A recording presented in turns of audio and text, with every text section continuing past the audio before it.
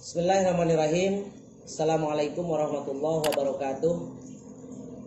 Alhamdulillahirabbil alamin. Alhamdulillahilladzi khalaqal mauta wal hayata liyabluwakum ayyukum ahsanu amala.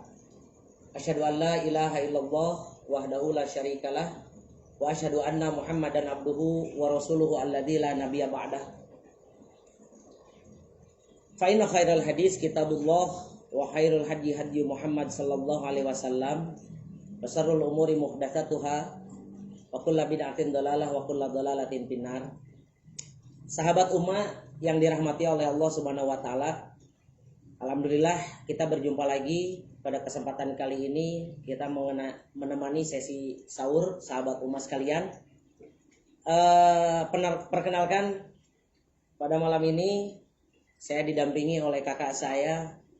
Beliau biasa dikenal dengan sebutan JW. Nama panjangnya Jani Waksman, Brother Jani Waksman dari Muslim on Wheel. Alhamdulillah. Beliau lebih cocoknya saya anggap sebagai kakak dalam kehidupan saya, ya. Terima kasih.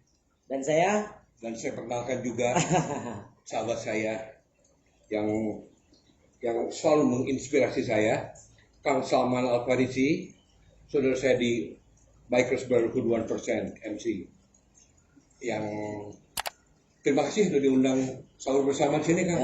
Iya. Kita sahur harus ada teman nih sahur biar semangat. Terima kasih. Sambil nunggu hidangan sahur selesai, materi kita bukan materi sih, obrolan kecil kita pada malam ini mengenai ujian Ramadan plus ya. Plus itu maksudnya apa tuh? Sebetulnya Ramadan itu bulan ujian sebetulnya ya. Tapi Ramadan yang terjadi di 2020 ini tepatnya di tahun Hijriahnya di 1442 Hijriah ini Ramadan yang sangat spesial.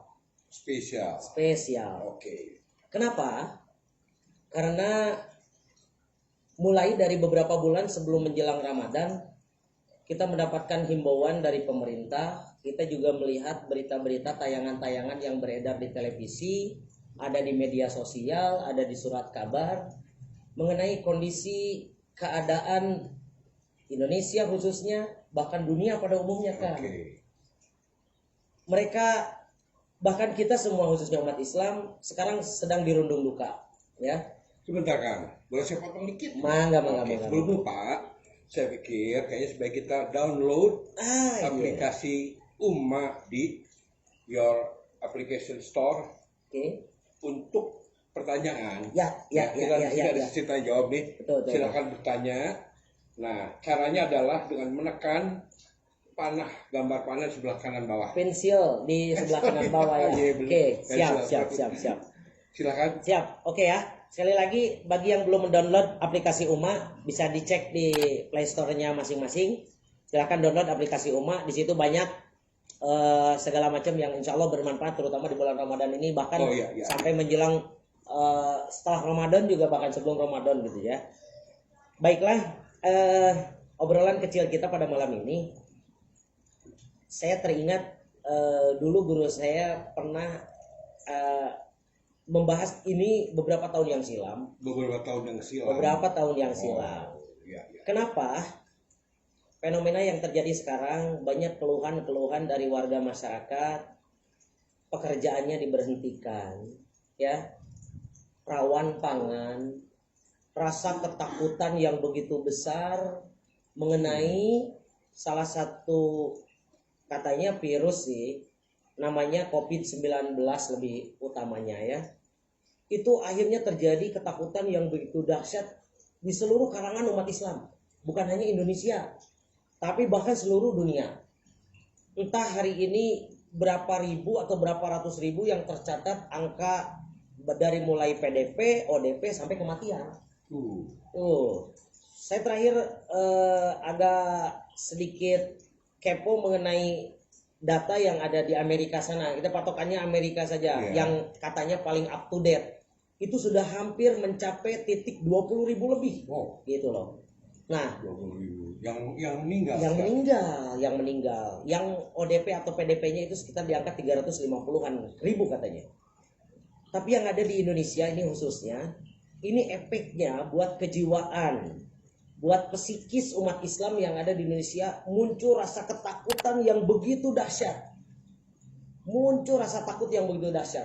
Akhirnya sampai-sampai pemerintah menghimbau untuk ada social distancing, menjaga jarak sosial atau physical distancing, ya kan? Harus menjaga jarak juga dengan dijaga dong ya. Ini dijaga, ini udah 1 meter nih, udah 1 meter aman insya Allah. Akhirnya setelah melihat fenomena seperti ini, kita ini seharusnya umat Islam tidak aneh sebetulnya, dan harusnya dikembalikan lagi kepada ajaran yang sudah diwariskan oleh Rasulullah SAW, ajaran Allah yang melalui Rasulnya, yaitu yang tadi Kang, mohon maaf, Al-Baqarah 155, Al-Baqarah 156 itu kalau tidak salah bunyinya A'udzubillahi minasyaitonirrajim, walanabluwannakum bisyai'im minal khauf walanabluwannakum. Wah, nunnya pakai tasdid tuh. Dan kami pasti akan menguji kalian. Konteksnya karena ayat Quran ini sangat universal, bisa dipakai di segala zaman, bisa dipakai di setiap umat. Meskipun ini turunnya 1400 tahun yang silam, tapi insya Allah sampai detik ini masih up to date, masih cocok digunakan di 2020 sampai akhir masa bahkan. Walanabluwannakum, dan kami pasti akan menguji kalian bisyai'in. Tapi lihat nih, ada kata-kata bisyai'in. Jadi ujian Allah itu tidak banyak, tidak panjang, tidak lama, tidak besar sebetulnya. Kita ambil contoh kecil lah. Contohnya. Kalaulah sakit gigi ini dianggap ujian, kira-kira dari sekian gigi yang kita miliki berapa sih yang sakit? Oke? Betul. Kira-kira dalam durasi usia kita, sekarang saya udah menginjak kepala 4. Sebetulnya berapa tahun sih kita sakit gigi? Paling banter juga sebulan 2-3 hari, paling lama seminggu lah. Iya. Ya kan? Iya. Jadi kalau dihitung, lama mana Kang? Nikmatnya sama susahnya. Saya juga ingin mengatakan bahwa kita hidup puluhan tahun di dunia ini. Yes. Tapi mengalami masa seperti ini gitu. Betul. Dibanding kenikmatan yang Allah berikan. Betul. Makanya muncul kata-katanya di dalam Al-Baqarah ayat 155 itu, walanabluwannakum bisyai'in. Syai'un itu kan sesuatu yang kecil. Syai'un. Kata-kata yang pertama, minal khauf. Kita semua umat Islam khususnya, bahkan seluruh bangsa ini semua, seluruh umat sekarang, muslim ataupun non muslim, walanabluwannakum bisyai'in minal khauf. Rasa takut. Akang takutnya mendengar Covid nih. Iyalah, semua juga merasa gitu, mendengar sesuatu yang katanya virusnya tidak kelihatan, dengan ukuran mikro atau nano gitu, tapi bisa menyebabkan kematian ya. Dan ini sangat wajar sekali, sangat manusiawi sekali, karena pada dasarnya manusia diberikan berani dan takut. Oke. Fitrahnya manusia itu pasti ada di situ.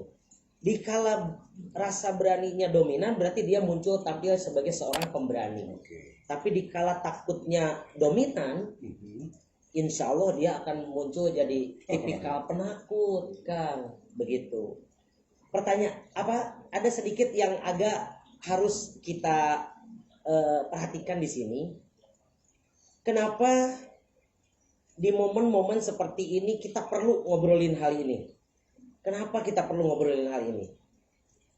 Justru ada kekhawatiran yang sangat besar dikala hari ini kita, khususnya umat Islam, dijejali, diberikan masukan informasi melalui televisi, melalui media sosial, melalui berbagai macam media berita yang ada mengenai virus-virus atau mengenai angka-angka kematian yang sangat tinggi.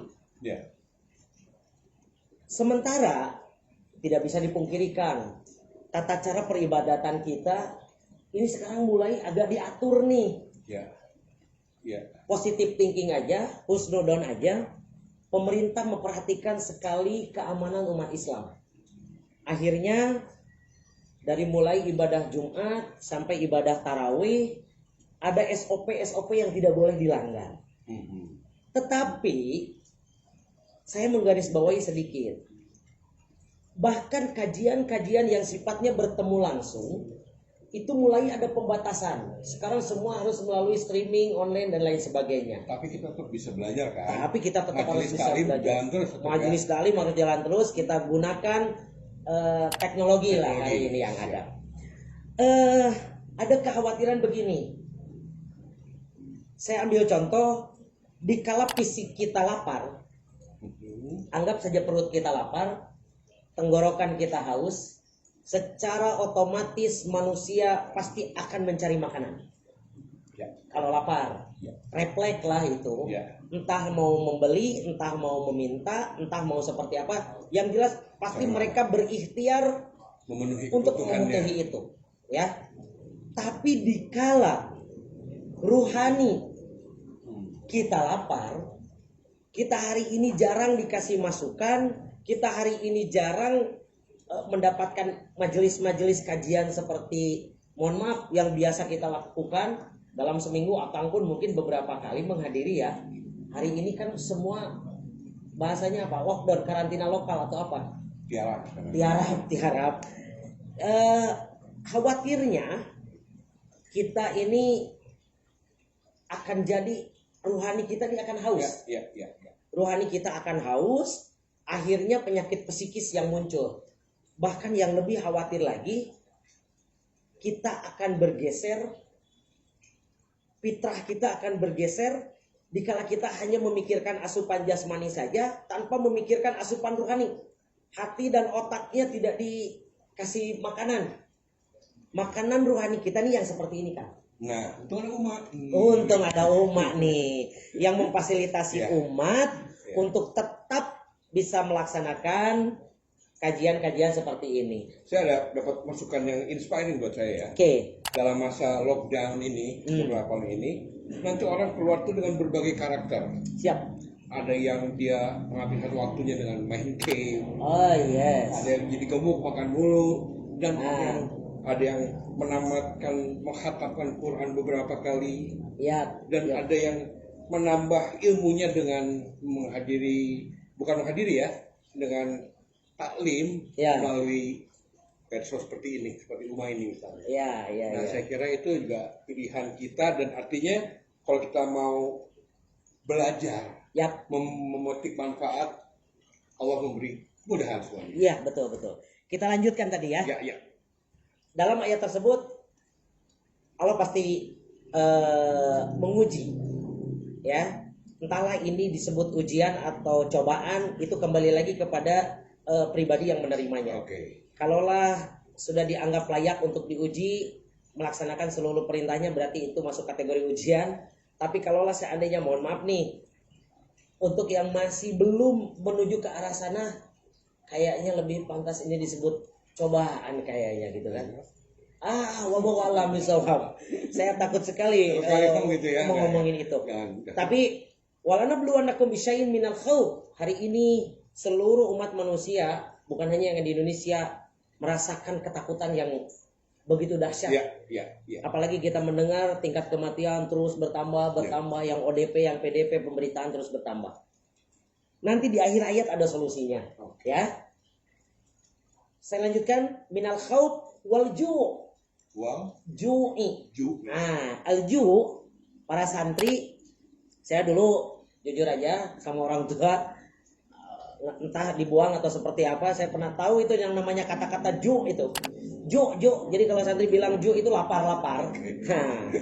Hari ini kita punya masalah rawan pangan. Sudah mah pekerjaannya diberhentikan. Yang pada bekerja semua sedang krisis sekarang kan. Tingkat PHK yang begitu dahsyat, ya. Kemudian apalagi yang masih mohon maaf nih, fresh graduate, alumni yang baru keluar hari ini tidak bisa melamar pekerjaan.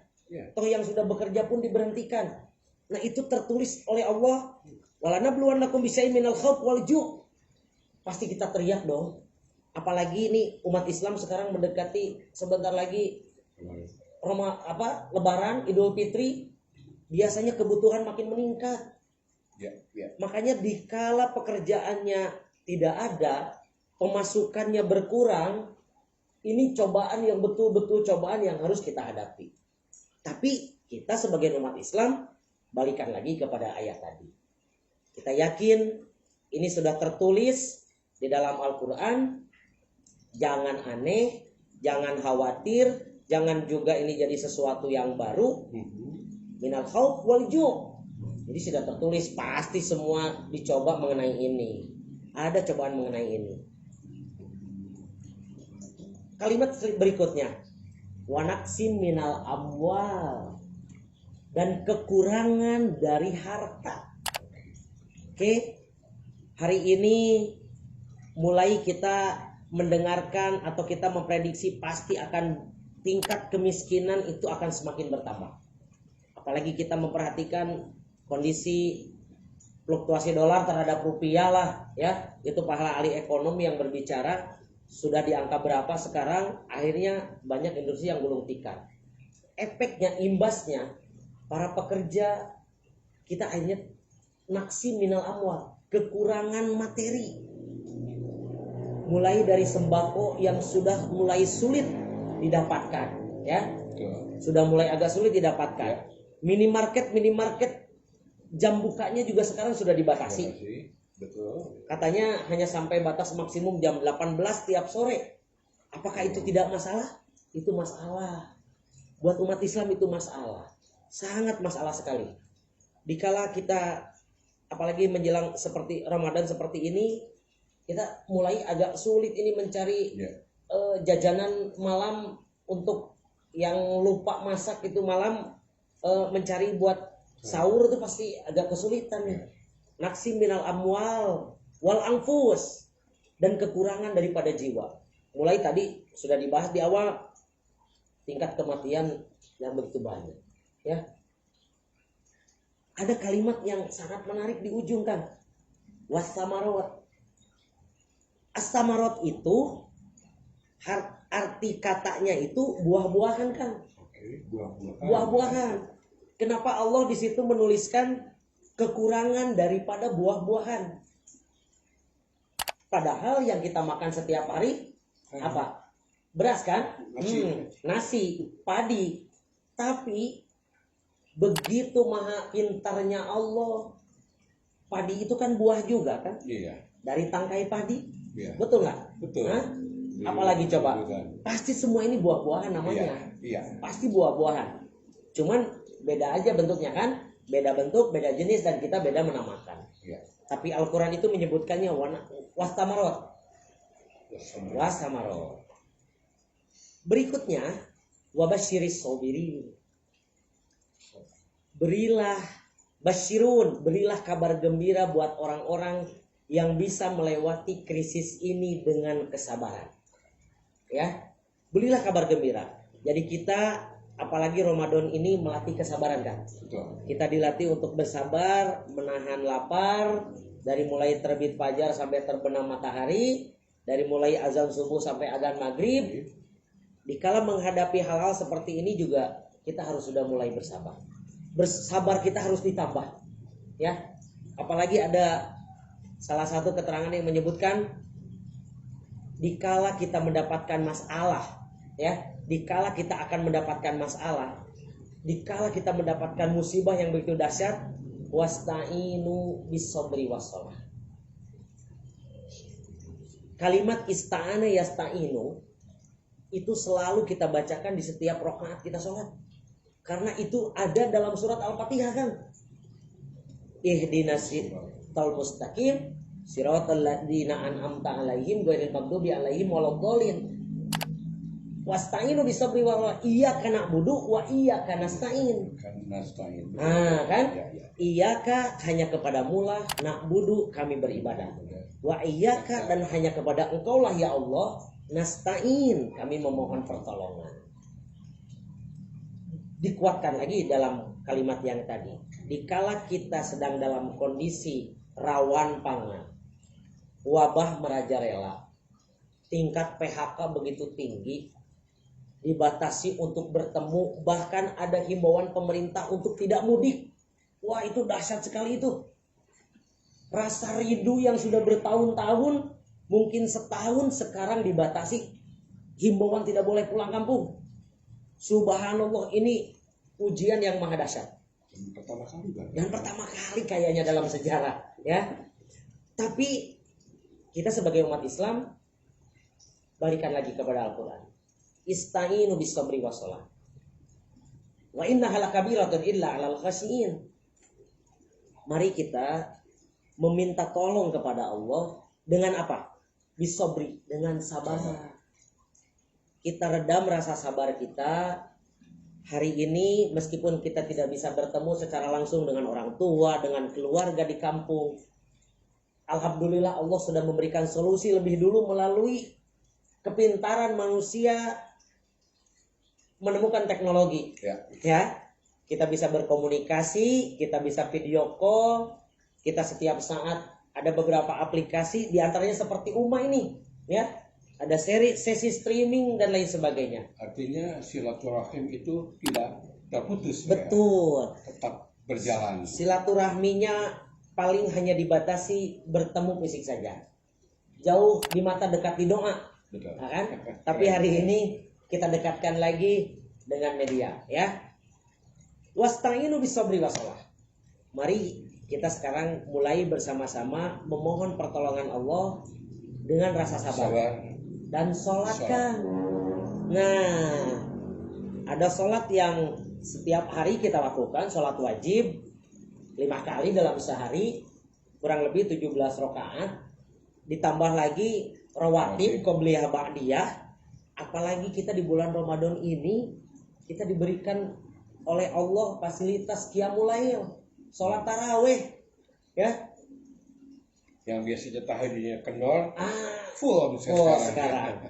Mudah-mudahan itu bisa memupuk rasa sabar kita, bisa mendongkrak pertolongan Allah segera turun ke bumi ini.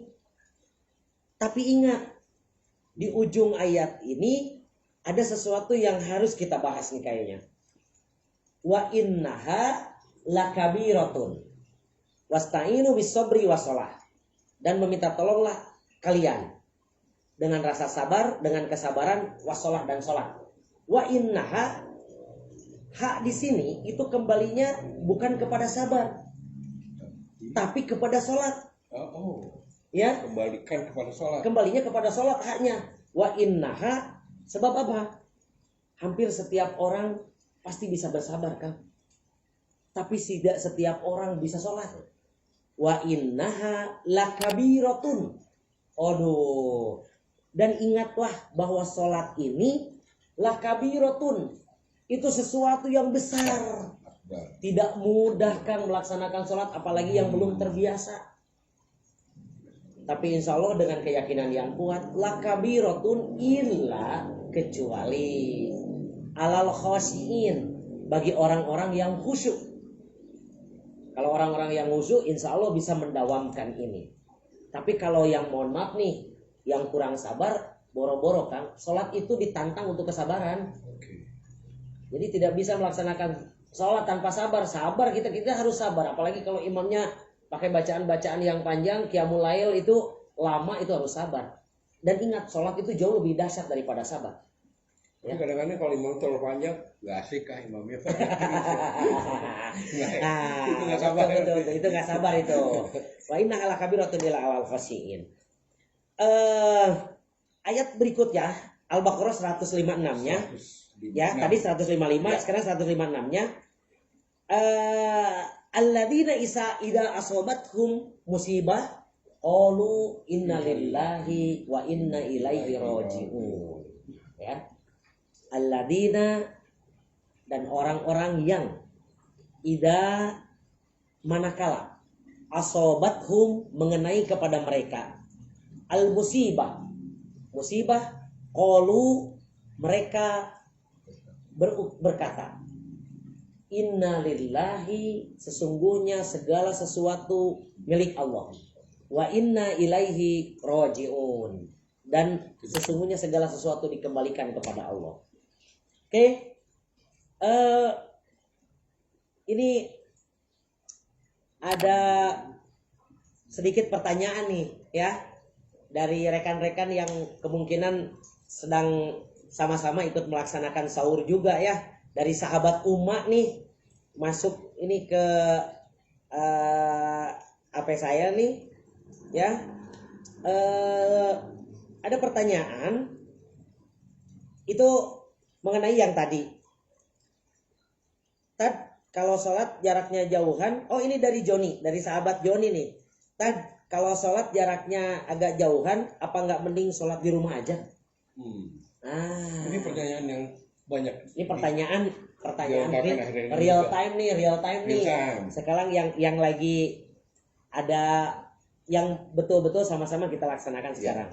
Kalau sholatnya agak jauhan, apa nggak mending sholat di rumah aja? Sebetulnya sahabat Joni ini nanya atau dia ngetes, dia sebetulnya udah tahu jawabannya nih, Mohon maaf saya agak sedikit hanya memperkuat aja nih statement yang disampaikan oleh sahabat Umma ini. Seorang imam itu diharuskan untuk selalu memberikan himbauan kepada makmumnya, sawu sufufakum fa inna taswiyatas sufuf min tamamis shalah. Rapatkan dan rapihkan barisan. Ada bahasa rapatkan dan rapihkan barisan. Fa inna taswiyatas sufuf min tamamis shalah. Karena sesungguhnya rapatnya barisan ini itu salah satu bagian dari tamamnya sholat, dari keutamaan sholat. Nah, sahabat Joni itu sebetulnya sudah mempunyai jawaban sendiri nih. Jadi apakah sholatnya tidak lebih baik munfarid gitu loh kurang lebih. Ingat, terutama di Qiyamul Lail nih, terutama di Tarawih nih, kita seakan-akan sekarang sudah jadi sesuatu yang harus, bahwa Tarawih ini harus dilaksanakan berjamaah di masjid. Padahal, ini kakak saya ini senyum-senyum nih, beliau pernah membahas nih dulu hadisnya nih ya. Kalau tidak salah dalam riwayatnya Rasul pun tidak hanya beberapa kali melaksanakan 3 hari kalau nggak salah. Ya, 2 apa 3 kali gitu loh ya. Melaksanakan tarawih berjamaah karena khawatir tarawihnya jadi dianggap wajib ya. Bahkan kita ambil hikmahnya saja. Prevention is better than cure. Ya, anak milenial pasti tahu lah itu. Antisipasi itu lebih keren daripada kita harus mengobati. Dengan himbauan pemerintah ini, kita kan harus taat nih dengan himbauan pemerintah. Atiullah wa atiur rasul. Kita harus taat kepada Allah dan taat kepada Rasul. Wa ulil amri minkum. Hari ini pemerintah memberikan himbauan melalui dinas kesehatan, melalui badan BNPB, BPBD dan lain sebagainya untuk menjaga jarak social distancing. Ya, kita ambil hikmah. Justru kita nih para imam, kita nih pada dasarnya semua imam.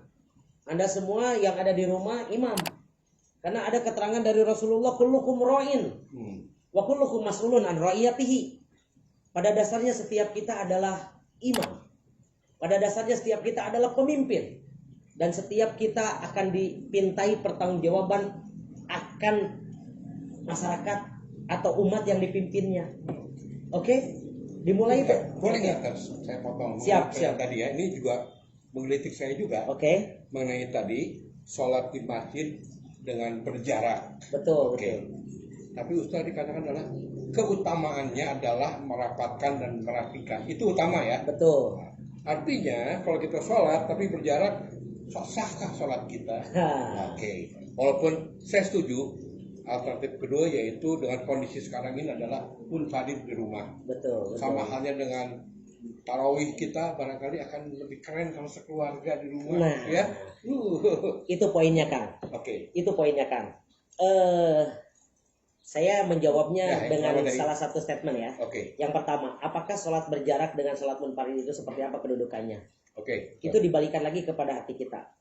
Ada satu kalimat yang menyebutkan dak mayuri buka ila ma la yuri buka. Tinggalkan apa yang membuat dirimu ragu. Kembali kepada apa yang membuat dirimu yakin.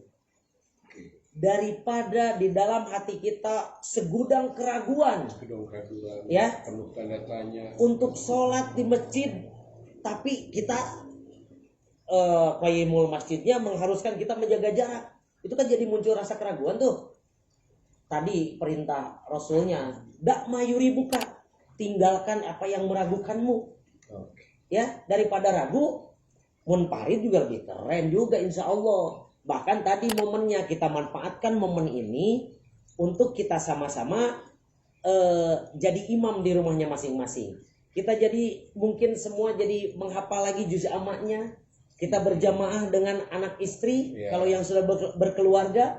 Kalau yang masih single boleh sendiri saja atau berjamaah dengan orang tuanya ikut, kan gitu ya. Oke, baiklah. Ini pertanyaannya lumayan banyak nih. Ada pertanyaan dari saudara apa saudari? Oh, dari saudari nih, Ruli Uli. Kayaknya perempuan nih ya. Oh ya. Apa yang sebaiknya kita lakukan untuk tetap aman dalam kondisi Ramadan dan Idul Fitri di pandemik ini? Ya. Apa yang harus sebaiknya kita lakukan? Coba Mang Jewe mau menjawab nih. Apa yang harus kita lakukan? Sebaiknya apa yang harus kita lakukan untuk tetap aman dalam kondisi Ramadan dan Idul Fitri dalam kondisi pandemik seperti ini? Ya, seperti yang Ustaz bilang tadi kan. Yep.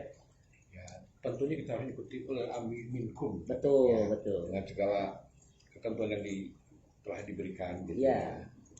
Tapi detailnya Ustaz yang jawab. Betul. Tadi sebetulnya di awal sudah dibahas, tapi nggak apa-apa, kita ulangi lagi aja. Kita taat himbauan pemerintah.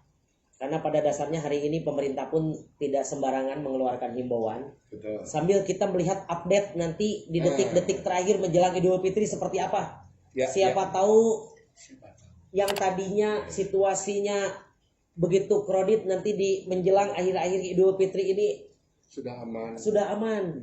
Akhirnya kita diperbolehkan lagi seperti layaknya pada Idul Fitri sebelumnya. Jadi, tapi barusan pertanyaannya untuk menjaga supaya tetap safety dari pandemi ini, mulai kita sekarang sebetulnya ini ajaran Islam kan. Sebetulnya ini Islam sudah banget loh. Wah, ini Islam banget loh, ajaran Islam banget.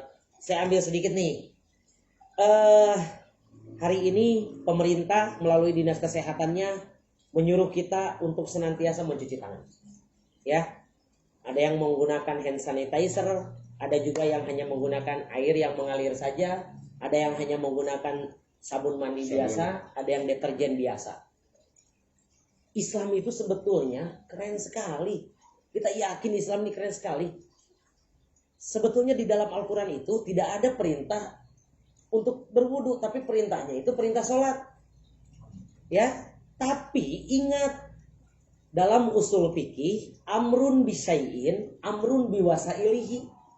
Kalau kita diperintah untuk sholat, berarti kita diperintahkan untuk melakukan hal-hal yang mengarah kepada sahnya sholat. Hal yang mengarah kepada sahnya sholat itu diantaranya wudu.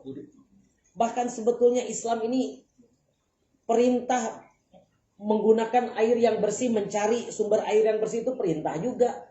Jadi dari mulai tukang sanyo sampai orang-orang yang hari ini menyediakan fasilitas untuk sarana air bersih itu perintah. Karena amrun bisai'in, amrun biwasailihi. Perintah untuk melakukan sesuatu itu berarti perintah untuk hal-hal lain yang mendukung itu. Ya, umat Islam lebih keren juga nih. Islam tuh sebetulnya sudah tidak usah aneh.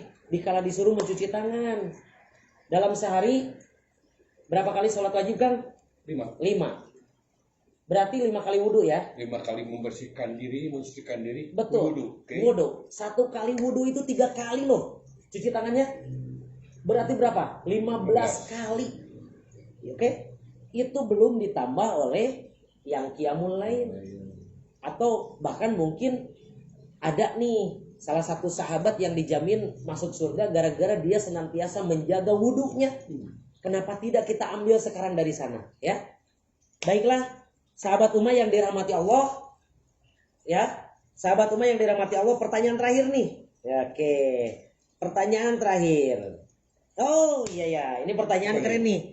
Ini pertanyaannya dari sahabat Ummah yang bernama Roy. Entah di mana nih Roy tinggalnya. Oke. Ustadz, gimana caranya kalau mau gabung ke komunitas motornya? Ini mah Brother JW nih yang harus menjawab. Jadi Brother JW ini di Muslim on Wheel. Padahal sebetulnya beliau juga senior saya di 1%. Ya. Beliau senior saya. Saya juniornya jauh lebih dari beliau. Jadi bagaimana? Jadi yang pantas untuk menjawab pertanyaan dari saudara Roy ini Brother JW. Silakan my brother. Oke. Brother Roy, saya kira gampang banget untuk jadi members di Muslim on Wheels. Salah satu yang paling simpel yaitu follow aplikasi Ummah. Itu dulu aja. Oke. Oke. Itu dulu. Setelah itu baru kita akan dapat informasi lainnya. Ya. Selamat. Nanti Brother Roy itu ya, Brother Roy itu insya Allah di aplikasi Ummah nanti ada kolom Muslim on Wheel. Cari aja, kepoin aja. Iya. Cari kolom Muslim on Wheel. Ya. Insya Allah Muslim on Wheel ini para bikers yang soleh lah. Saya berguru sama Muslim on Wheel. Insya Allah maunya soleh. Mau lebih soleh. Insya Allah. Kita nanti bersama-sama riding ya. Baiklah sahabat Ummah yang dirahmati Allah. Mudah-mudahan apa yang kita perbincangkan dari mulai awal tadi sampai ini sebentar lagi ini menjelang akhir sahur nih. Mudah-mudahan ada sesuatu yang bisa diambil oleh sahabat-sahabat Ummah di sana. Sekali lagi kami sarankan untuk sahabat-sahabat Ummah atau yang belum menjadi sahabat Ummah untuk segera membuka aplikasi Play Store-nya, cari di situ aplikasi Ummahnya, silahkan di situ dilihat konten-konten yang ada, ya. Insya Allah bermanfaat sekali, ya. Insya Allah bermanfaat sekali. Baiklah, karena memang sebentar lagi kita akan mendekati sholat subuh, kita tutup dengan Allahu yahudu bi'aidina ila ma fihi khairun lil islami wal muslimin. Wassalamualaikum warahmatullahi wabarakatuh. Selamat menunaikan ibadah saum. Semoga saumnya diberikan kekuatan ya sampai akhir nanti. Amin. Sekian, saya Salman Al-Farisi. Saya Duaksman. Mengucapkan selamat melaksanakan ibadah saum. Wassalamualaikum warahmatullahi wabarakatuh. Kita terlahir untuk mencari jalan yang lurus. Dalam mendapatkan pengetahuan, dalam mencari pengalaman, dan dalam mengemban amanah untuk menjadi manusia yang lebih baik. Namun, dalam perjalanan kita, dunia tidak selalu sejalan dengan keyakinan.